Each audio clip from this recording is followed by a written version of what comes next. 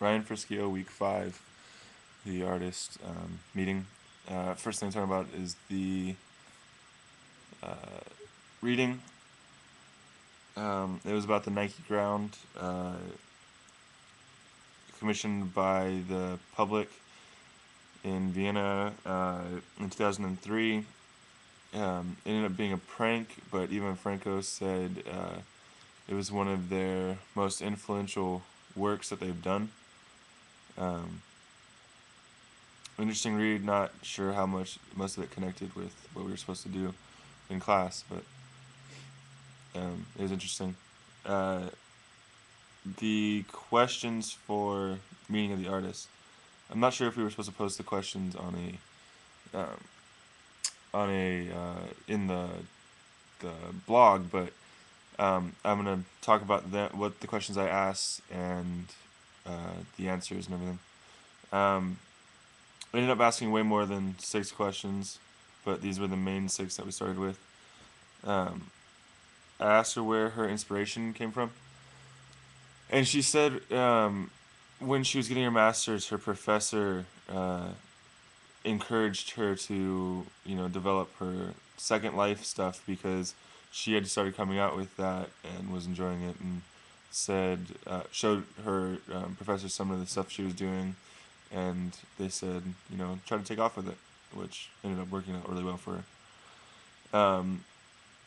I asked her who her favorite artists were or people she admired, and she named a couple artists. I don't remember who they were because I didn't know them, but she had a few, 3 or 4 that she really said she looked up to.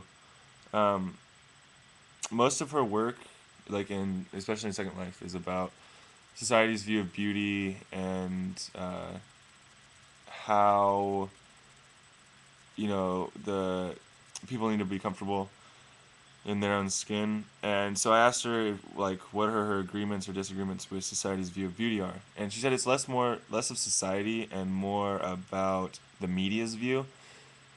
She said the media just has a horrible view about what beauty should be, and it's really tainting people's perspective.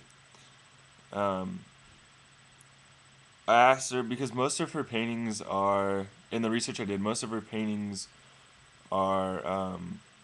This is Christina Shoemaker, by the way. I don't know if I mentioned that, but her Christina, she has the avatar about of Gracie Kendall in Second Life, and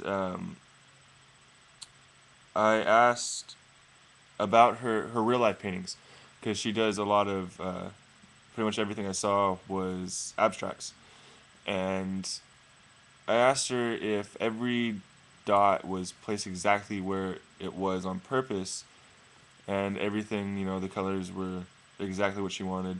And she said it was more of a spontaneous, feeling when she saw that there wasn't paint somewhere, she'd throw it there, or it was more in the moment. She said. I asked what the goal of her work was. She said she wanted to make people more comfortable in their own bodies, and I was confused at that because she said she wasn't comfortable in her own body. So I asked her how she was gonna, I developed this one a little further. I asked her how she was gonna make other people comfortable in their bodies when she wasn't comfortable in her own. And she basically said it's a learning experience. While she learns how to be comfortable in hers, she'll be able to teach others what she's learning, which makes sense, I guess. And I asked why she made her avatar look so different from her, because this is one of the main things that Professor Zugman talked about. And she said that at first she just did it. She was just, just decided to make, everything look a little different. And later she went back to try to make a new one that looked more like her. But the name was already what was known, the Gracie Kendall. So she was kind of stuck, she said. Um, I'll post more of the research and stuff I did, but that was the basis of the questions and the meeting with her. What we want to do for the studio, I had ideas about a lot of her. We can't really do the performance art stuff, but the paintings and all of her stuff that she has in her gallery, we can kind of put up. And I kind of want to do something a little different, like a straight vertical, because it is Second Life and you can fly. I want to utilize that and do like a straight vertical, like container that you go in and just go fly straight up, and you get to look at everything like linearly.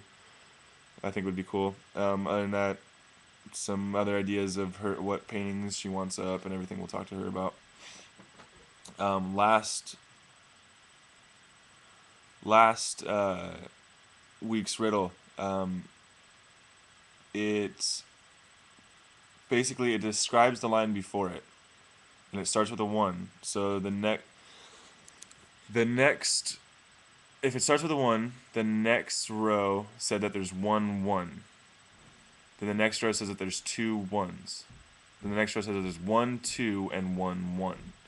So then that keeps going all the way down. The last one was, I think it started with three ones.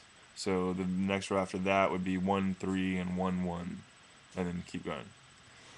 The riddle I'm gonna leave you with this time is a fun one. It's actually from well, not originally from a movie, but it's in a movie. And it goes that there's a big pool of water, and you have one container that can hold 5 gallons, and one container that can hold 3 gallons.